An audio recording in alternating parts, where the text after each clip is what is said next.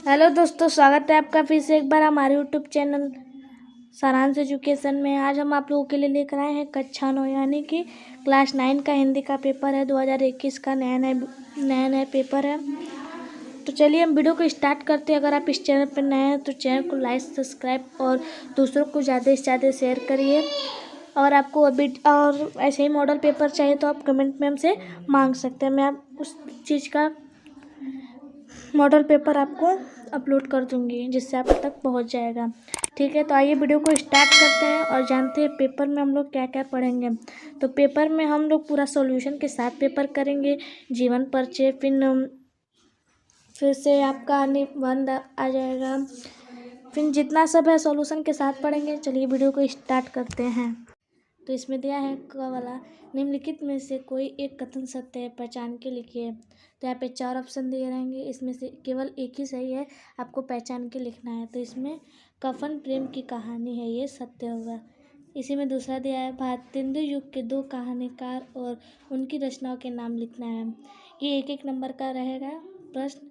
चित्तमणि किसकी रचना है, ये लिखना है, रविन्द्रनाथ टैगोर की रचना है। वैसे ग दिया है, द्विवेदी युग की प्रसिद्ध 4 पत्रिकाओं के नाम लिखना है।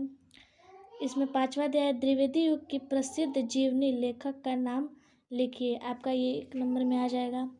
दूसरा इसी प्रकार से दिया है, भक्ति काल के 4 प्रमुख कवि एवं उनकी रचनाओं के नाम लिखना है। भक्ति काल के 4 प्रमुख कवि और उनकी रचनाओं के नाम लिखना है। ख दिया है, पृथ्वीराज रासो किसकी रचना है, तो ये रचना आपकी आ जाएगी कबीरदास की है। ग दिया है, भक्ति काल के हिंदी साहित्य का स्वर्ण युग क्यों कहा गया है। भक्ति काल को हिंदी साहित्य का स्वर्ण युग क्यों कहा गया है, आपको ये बताना है। आपका ये 2 नंबर का हो जाएगा। ग दिया है, राम और कृष्ण काव्यधारा के एक एक प्रमुख कवि और उनकी रचना का नाम लिखना है। उसके जगह पे आप अथवा करके यहाँ पे दिया है, वो भी कर सकते। सूर्यदास किस शाखा के कवि थे, तो सूर्यदास किस शाखा के कवि थे, तो सगुण शाखा के कवि थे। तीसरा यहाँ पे दिया है आपका प्रश्न, निम्नलिखित गद्यांश के आधार पर दिए गए प्रश्नों के उत्तर दीजिए।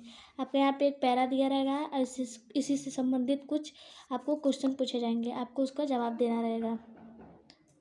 आइए वीडियो को और देखते हैं।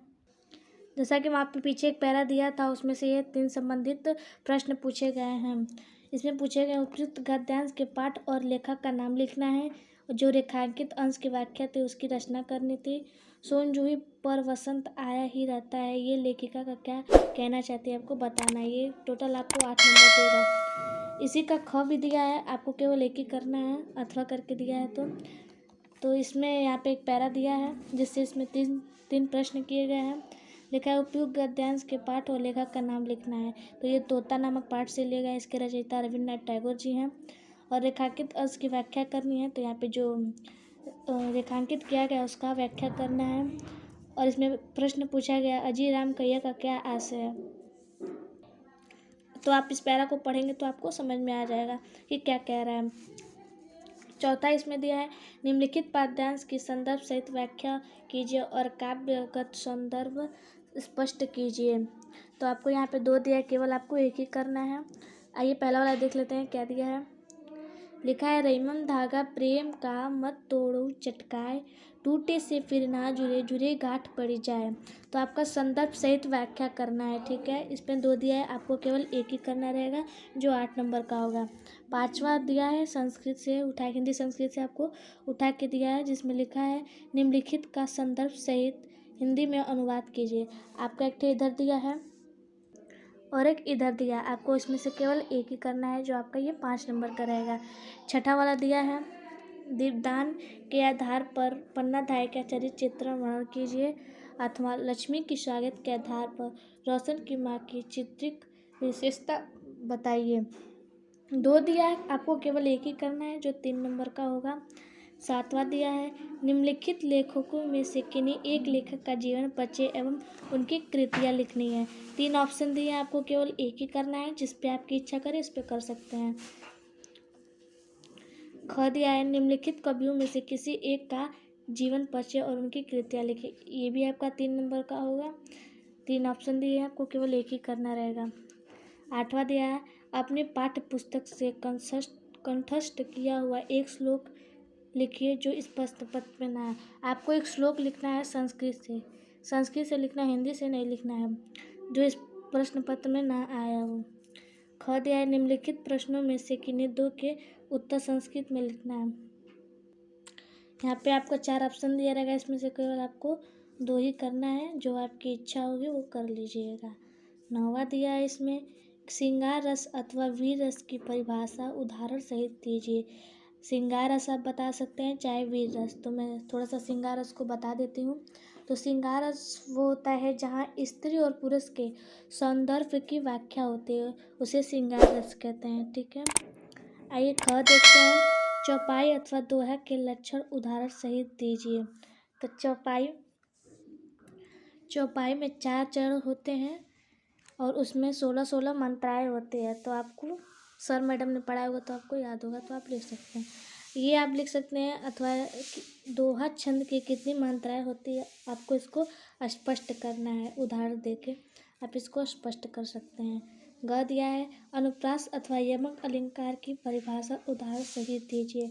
आपको 2 नंबर में रहेगा अनुप्रास। आइए हम यहाँ पे अनुप्रास आपको बता देते हैं।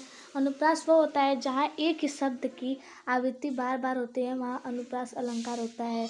उदाहरण देखें तो मान लीजिए चारू चंद की चंचल किरणें खेल रही जल थल में, यहाँ चौवत की आवृत्ति 1 से अधिक बार हुई है, तो यहाँ पे अनुप्रास अलंकार हो जाएगा। 10वां का क दिया है निम्नलिखित शब्दों में से किन्हीं 2 शब्दों की वर्तनीय सुधार कीजिए। यहाँ पे गलत लिखा रहेगा, आपको इसमें 2 सही करना है। जैसे भिक्षा इस प्रकार से नहीं लिखी जाती, भिक्षा को इस प्रकार से लिखा जाता है। यहाँ पे गलत लिखा है, आपको सही करके लिखना है। ठीक है, चलिए और आगे देखते हैं। तो इसमें ख वाला दिया है निम्नलिखित शब्दों में से एक शब्द का तत्सम और एक शब्द का तत्सम रूप लिखिए। तद्भव और तत्सम रूप लिखना है। तो नेत्र का नयन हो जाएगा, दुग्ध का दूध हो जाएगा, श्वास का श्वास हो जाएगा। ठीक है, यहाँ पे तत्सम और तद्भव लिखना है, तो आप लोग लिख लीजिए। चाहे इसके जगह पे आप इसको भी कर सकते हैं, किन्हीं 2 शब्दों के विलोम लिखना है। तो मान का आपका हो जाएगा अमान, पराज का हो जाएगा अपराज। इस तरीके से आप लिख सकते हैं। यश का हो जाएगा, यश मतलब जीत होता है, तो हार इसका लिख सकते हैं विलोम शब्द। और इसमें सेकेंड वाला दिया है नदी अथवा कमल के 2 पर्यायवाची लिखिए। ठीक है, ग दिया है निम्नलिखित में से किन्हीं 2 के समास विग्रह करना है। आपको किन्हीं 2 का समास विग्रह करना है। यहाँ पे जैसे देख लीजिए सूर्य का उदय, ऐसे आप लोग समास विग्रह कर लीजिएगा, मैम लोगों ने पढ़ाया होगा आपको। ग दिया है निम्नलिखित में से किसी एक मुहावरे और एक लोककृति का अर्थ स्पष्ट करते हुए वाक्य प्रयोग करना है। तो यहाँ पे 4 ऑप्शन दिया है, आपको केवल एक ही का करना है वाक्य प्रयोग के साथ। तो यहाँ पे देख लेते हैं 9 2 11 होना। 9 2 11 होने का मतलब है कि यहाँ से भाग जाना। ठीक है, भाग जाना। तो इसका हम लोग एक वाक्य बना सकते हैं कि राम तुम यहाँ से 9 2 11 हो जाओ। ठीक है, 11वां प्रश्न दिया है यहाँ पे निम्नलिखित में से किन्हीं 2 के नामलिखित सहित संधि कीजिए। यहाँ पे कौन सी संधि आपको बताना है और इसका संधि भी करना है। तो यहाँ पे देख लेते हैं गणधन ईसा, तो गणधन ईसा का हो जाएगा गणेश और यह गुण संधि हो जाएगी। ठीक है, आगे देखते हैं। ख दिया है राम और हरि के द्वितीय विभक्ति बहुवचन के रूप लिखना है। ठीक है, इसी में ग दिया है गम और कृत धातु के लट लकार के उत्तम पुरुष के बहुवचन के रूप लिखना है। रूप बुक के पीछे दिया होगा, आप लोग याद कर लीजिएगा, एग्जाम में पूछा जाता है, देख लीजिए। 12 का क दिया है निम्नलिखित में से किन्हीं 2 के वाक्यों का संस्कृत में अनुवाद करना है।